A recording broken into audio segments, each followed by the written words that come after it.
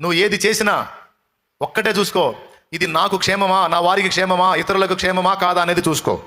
ఏది చేసినా ఇతరులకు మేలైన దాన్ని అనుసరించి నడుచుకో, కీడు చేయొద్దు అన్నాడు. ఎల్లప్పుడూ సంతోషముగా ఉండుడి. ఇది కూడా ఒక చిత్తమే, దేవుని చిత్తం. నువ్వు ఎప్పుడు ఏడుపు కొట్టు ముఖం వేసుకొని తుమ్మల్లో పొద్దుపడిసిన ముఖం పెట్టుకొని తిరగటం దేవుడి చిత్తం కాదు. నువ్వు ఎప్పుడు హ్యాపీగా ఉండాలంట, అది దేవుని చిత్తమట. నువ్వు ఎల్లప్పుడూ సంతోషంగా ఉండాలట, ఇది దేవుని చిత్తమట. ఎడతెగక ప్రార్థన చేయుడి. తెగక ప్రార్థన చేయుట కూడా దేవుని చిత్తం. ప్రతి విషయమందును కృతజ్ఞతాస్తుతులు చెల్లించుడి, ఇది దేవుని చిత్తం. ఇలాగు చేయుట యేసుక్రీస్తునందు మీ విషయములో దేవుని చిత్తము. అద్దుగో స్పష్టంగా చెప్పేశాడు చూడు.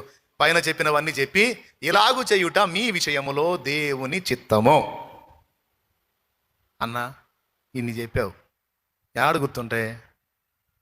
అందుకే ఇంటికి పోయి చదువుకోమని చెప్పా. నీ సరుకు నాకు తెలుసుగా. దేవునికి స్తోత్రం, హల్లెలూయా. 2 సంగతులు మీకు అందించాను. మొట్టమొదటిది, దైవ చిత్తం నెరవేర్చేవాడికి అనుకూరే ప్రయోజనాలు ఏంటి అనేది మాట్లాడాను.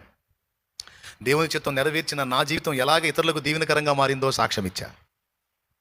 సో దైవ చిత్తంలో మొట్టమొదటిది, ఒక రైనను నశించుట పరలోకమందున్న మీ తండ్రి చిత్తం కాదు గనుక ఆత్మలకు సువార్త ప్రకటించుట దైవ చిత్తం.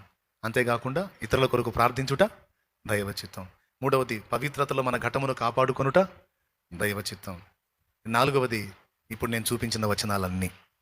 బిడ్డలారా, కనీసం ఈ 4వ దాన్ని ఇంటికి పోయి చదువుకున్నా, ముందు చెప్పిన 3 గుర్తుంటాయని నా నమ్మకం. ఏంటి ఆ 3 చెప్పండి? ఇతరులకు సువార్త ప్రకటించుట దేవుడి చిత్తం అనండి. ఇతరుల కొరకు ప్రార్థించుట, పవిత్రతలో ఘటమును కాపాడుకొనుట,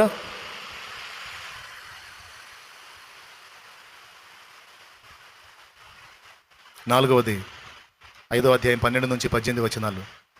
తెలివిగల వాళ్ళు ఇవన్నీ చదువుకుంటారు, చదువుకొని చూసుకుంటారు. బలహీనులకు నేను ఊతమిస్తున్నానా? ధైర్యం చెడిన వారిని ధైర్యపరుస్తున్నానా? నన్ను రక్షణలోకి నడిపించిన వాళ్ళని కనీసం గుర్తు చేసుకుంటున్నానా? నాకు పరిచర్య చేస్తున్న వారిని కనీసం ప్రోత్సహిస్తున్నానా? ఇంతమంది కూర్చుంటారా?